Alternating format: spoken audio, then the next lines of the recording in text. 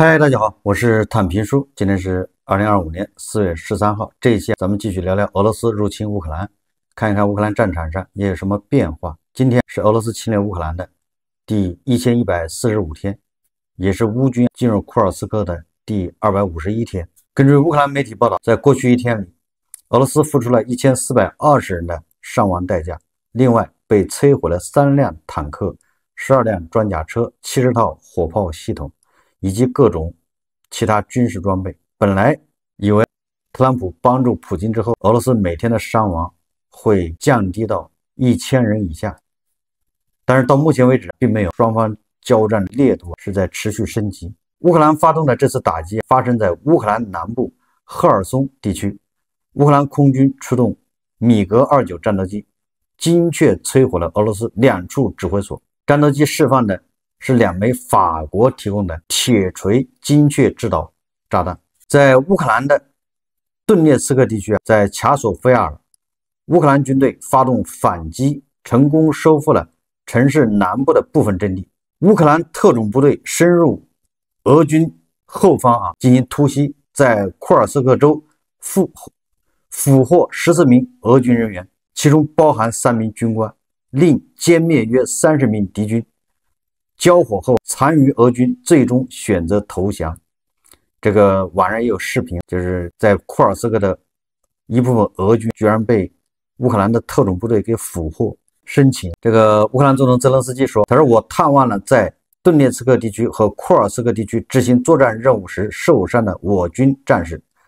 他们目前正在其中一家医疗机构接受治疗。我与战士们交谈，并向他们授予3级勇气勋章。感谢你们的奉献，感谢你们保卫乌克兰，感谢你们与我们同在。”泽连斯基另外说，乌军进攻库尔斯克是成功和有效的。库尔斯克的武装自由联盟行动没有让俄新增他们所期望的进攻的拳头。超过 6.7 万名俄军人员在库尔斯克方向，他们正在完成向苏梅方向进攻的调动，因此他们不得不稍微改变计划。在与比尔格莱德方向接壤的库尔斯克地区出现了一些进展，我军士兵也采取了相应的措施，这导致部队部署紧张。关于比尔格莱德方向的步骤是正确的，因为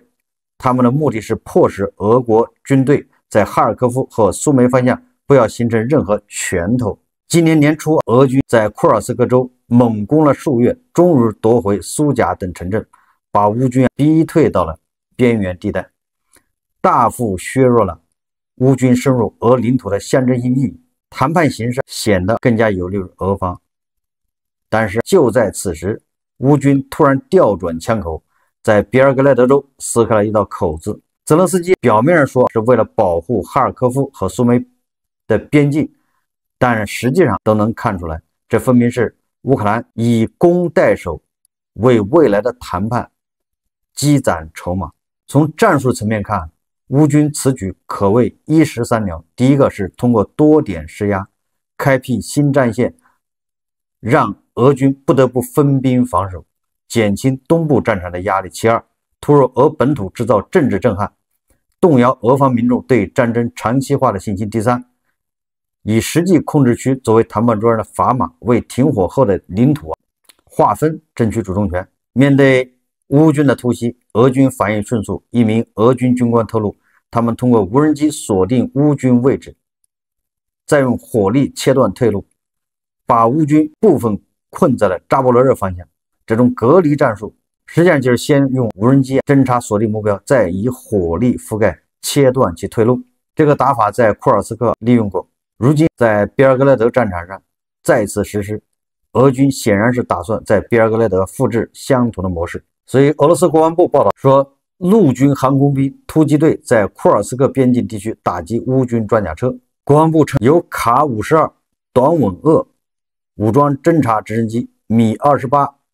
夜间猎手武装直升机和米8多用途直升机组成的俄罗斯空天军陆军航空兵突击队摧毁了隐藏在库尔斯克州边境地区森林地带的乌克兰武装部队装甲车。在执行作战任务过程中，直升机机组人员按照指定坐标使用 S8 航空火箭弹实施了打击。当然，这个是俄罗斯国防部的说法。那根据乌克兰的媒体报道，传言说乌军11日派出战机投送了4枚暴风鹰引导弹，对克里米亚大桥进行了第3次大规模轰炸。目前说法比较多，有人说断了，有人说没有断。这个打击效果恐怕要过几天才能出来。但是这座克里米亚大桥基本已经被废了。上次咱们说过，因为它的铁路桥过火之后，实际上它只能重修，它的强度是不够的。如果这个火车尤其满载的铁路火车走在这个桥上，那还是很危险的。它那是个铁路桥，桥体、桥身都是钢铁的，所以火一烧，这个桥的强度就大打折扣。所以实际上这个桥也就是个象征性意义。这根据乌克兰武装部队总司令谢尔斯基的说法，自2025年年初以来，俄罗斯入侵者遭受了创纪录的损失，俄军损失了超过14万名军人。这是谢尔斯基在电报频道上报道的。他说，占领者企图突破我们的防线，结果导致俄罗斯侵略者遭受创纪录损失。据他称，自今年年初以来，敌方人员损失总数已达到14万6500人。乌克兰武装部队总司令补充说感谢我们的战士坚韧和准确。最近乌军的总司令谢尔斯基他说，俄军现在正在加紧这个叫调动，准备对这个苏梅和哈尔科夫发动这个夏季攻势。最近外媒也在这样说，普京并不想停火，准备对乌克兰发动夏季攻势那么我想，俄罗斯在乌克兰发动的夏季攻势注定将遭到失败。为什么这么说呢？俄罗斯计划通过夏季攻势扭转战局，但军事专家普遍认为，其因装备短缺、兵员素质低下以及战场低效而注定失败。乌克兰借助无人机优势和本土军工崛起，如年产450万架无人机，现在已经据说2025年是1000万架无人机，强化防御。欧洲多国承诺210亿欧元援助，以及填补美国的空缺。俄军对苏梅的袭击多次受挫，损失惨重，暴露俄军的战略困境。在夏季即将到来的时候，莫斯科一边计划征兵16万人来弥补冬季战争的巨大人员消耗，一边假借特朗普的停战谈判削弱美国对乌克兰的武器支持，一边与朝鲜、伊朗或许还有某些其他国家加强联系获得更多的武器外援。与此同时，俄罗斯军队开始加大对乌克兰阵地的攻击。针对这一情况，基辅警告称，俄罗斯预备队正在集结，为其夏季攻势大规模推进做准备。但大多数军事专家认为，普京在与美国签署停火协议之前，试图夺取更多土地的希望注定将以失败告终，因为他的军队仍然受到消耗太大、功能失调和战场无能的困扰。越来越多的军事专家，包括开始有俄罗斯军事专家发出警告说，自入侵乌克兰第1个月未能获得成功之后，面对比3年前更加强大的多的乌克兰军队，比3年前资金储备、人员储备、弹药储备要少很多的俄罗斯军队，想要在乌克兰获胜，无异于天方夜谭。目前，俄罗斯军队坦克和装甲车已经耗尽，将无法利用他们在前线取得的任何微小的收益。袭击苏梅的巨大失败意味着俄罗斯筹备中的夏季攻势不太可能带来任何有意义的收益。4月12号，《每日电讯报》报道说，乌克兰安全与合作中心执行主任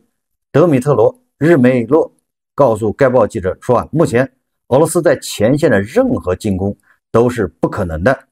俄罗斯在前线没有任何重大的军事胜利，所以他们想给人的印象是有巨大的运动和优势，但我们在地面上没有看到这一点。上个月，乌克兰总统泽连斯基和七国集团官员警告说俄罗斯正在为新一轮袭击做准备，担心普京可能会控制苏梅和哈尔科夫地区。如果这2个地区被俄军占领，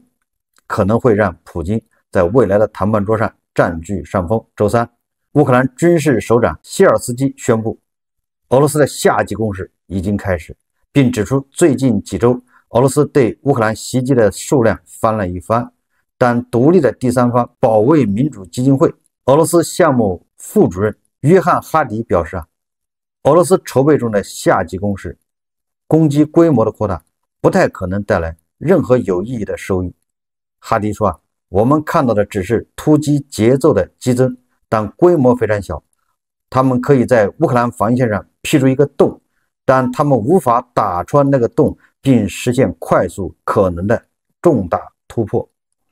哈迪等一些军事专家表示俄罗斯取得突破的最大机会可能是苏梅地区，因为在俄罗斯集结了超过10万军队，对邻近的库尔斯克州发动快速攻势后，压缩了乌克兰军队在库尔斯克的占领区。与此同时，俄军派出大量的突击队试图袭击苏梅地区，以实现对库尔斯克留守乌克兰军队的包抄。哈迪表示，他说俄罗斯对苏梅的袭击行动目前规模非常有限，袭击是由小型突击小组发起的。他说，大约100名士兵的连级袭击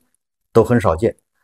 虽然规模较小，但由于用于袭击的设备短缺，这些攻击仍然主要由步兵进行，没有车辆支援。每一次的袭击都以俄军牺牲几乎所有的军人而告终。俄军在从别尔格莱德袭击苏梅的几十次行动中，留下了数千名俄军士兵的尸体之外，不仅未能占领苏梅一个定居点，反而让乌克兰军队借机占领了别尔格莱德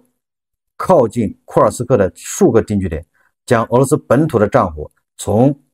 库尔斯克引燃到别尔格莱德。一名继续随部队留守在库尔斯克作战的乌克兰士兵告诉《每日电讯报》，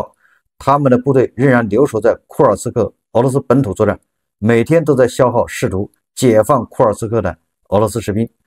他们与俄军的伤亡相比，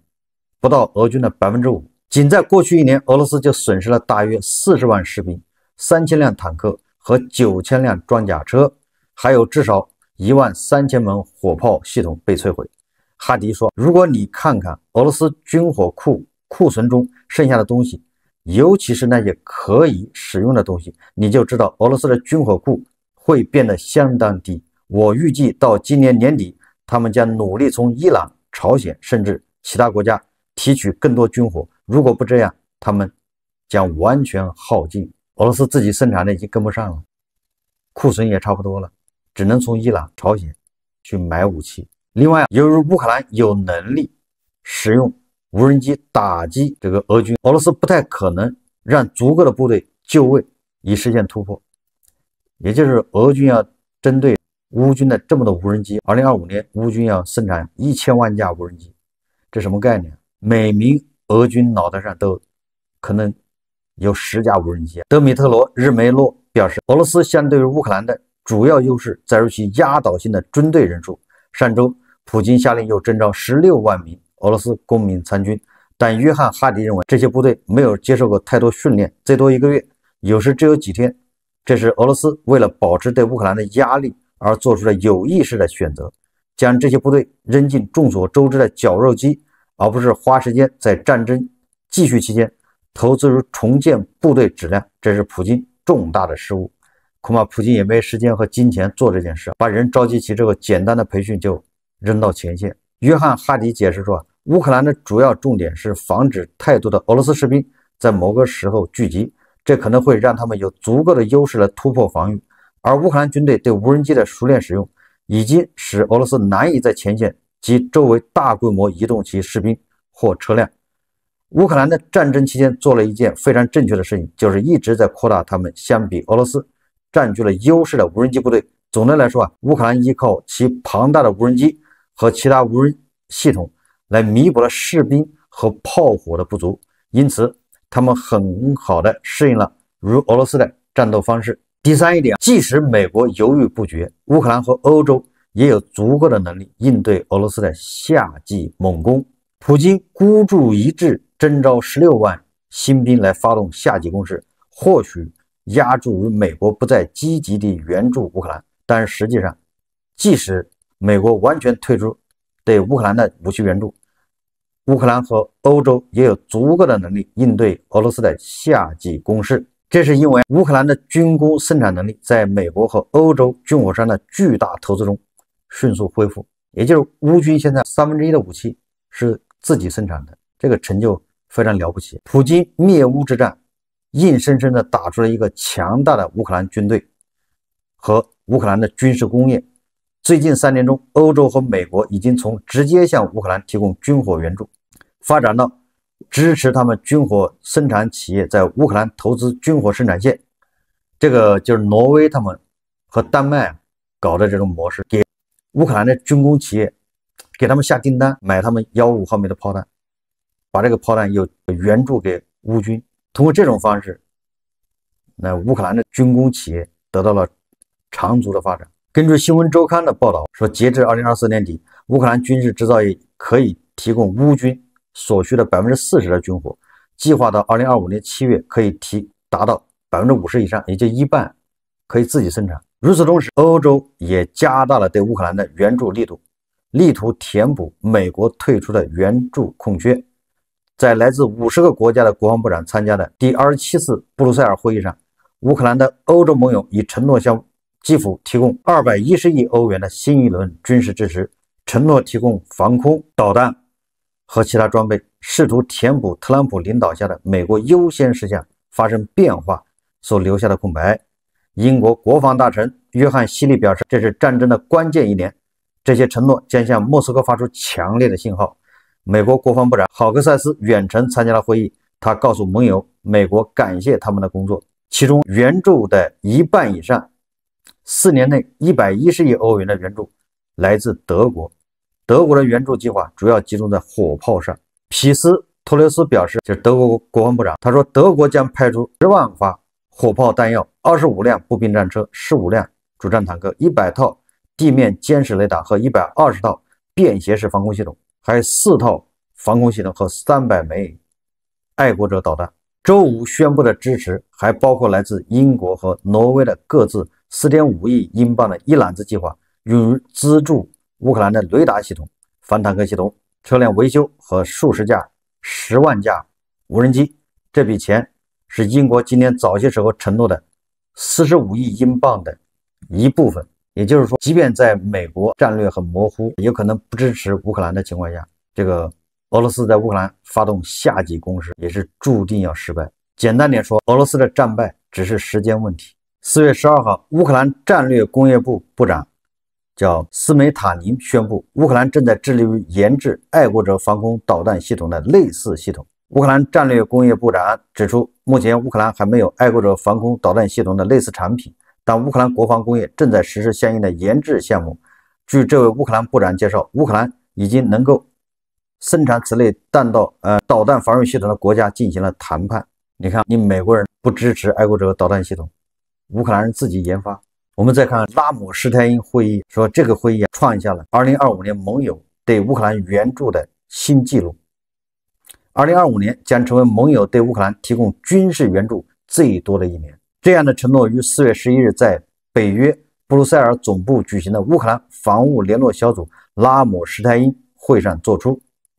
本次会议由德国和英国共同主持。没有了美国的支持，欧盟以及这其他国家对乌克兰的援助反而还加大。有这么多国家的支持，说明乌克兰并没有陷入孤立无援的地步。我们再看看这个谈判。4月12日消息，路透社说乌克兰和美国代表团就矿产资源协议进行的谈判一直紧张且充满对抗，大大降低了取得突破的可能性。该机构消息人士表示，主要的紧张局势源于美国提出了新版本美乌矿产资源协议，该协议比原版本更为广泛。该文件提出，美国政府的国际开发金融公司将接管一条途经乌克兰通往欧洲的天然气管道，该管道目前由俄罗斯天然气工业股份公司控制。乌克兰总理施米哈尔和乌克兰财政部长马尔钦科出席了此次谈判，他们计划2周后访问华盛顿，出席国际货币基金组织和世界银行会议，以及定于4月25日举行的乌克兰问题部长级会议。美国与乌克兰就与乌克兰矿产资源协议进行的技术磋商于4月11日在华盛顿举行。消息称，美国有意控制俄罗斯天然气工业股份公司在乌克兰的天然气输送管道，作为美乌矿产资源协议准备工作的一部分。根据路透社的说法，乌美矿产资源协议很难取得突破。这个大家也能想象，特朗普就柿子捡软的捏，既不愿意给乌克兰援助，也不愿意给乌克兰什么安全保障，只想要乌克兰的矿。现在还居然异想天开，要经过乌克兰的天然气管道。这个管道的股份它是由俄罗斯天然气股份公司控制的，但是你经过乌克兰，所以乌克兰给它关掉。那现在美国说这个天然气管道是我从俄罗斯的天然气股份公司买过来了，变成美国人的天然气管道，但是他是把这个俄罗斯的天然气运往匈牙利、斯洛伐克这些国家，东欧这个国家，也就是特朗普打的如意算盘，他还要吃俄罗斯卖到东欧的天然气的过路费，他来给俄罗斯天然气做保护，逼乌克兰配合俄罗斯把这天然气管道打开。我还是那句话，如果特朗普不提供安全保障，特朗普不给足够的武器和装备，那这个协议就不能签。泽连斯基应该硬气起来。特朗普和普京实际上是一样的，都属于那种得寸进尺的那一类型。你越让，他不是感恩，他不是说点到即止，他是你越让他越要进一步吞并。这个特朗普的特使叫维特科夫，昨天不是在莫斯科跟普京谈了4个半小时吗？那么他今天向特朗普转达说快速达成协议的途径，也就是特朗普想要快速的停火，那么乌克兰在4个地区做出让步。这是路透社报道的，报道称特使史蒂夫·维特科夫向特朗普转达了克里姆林宫的立场，为了加快和平谈判，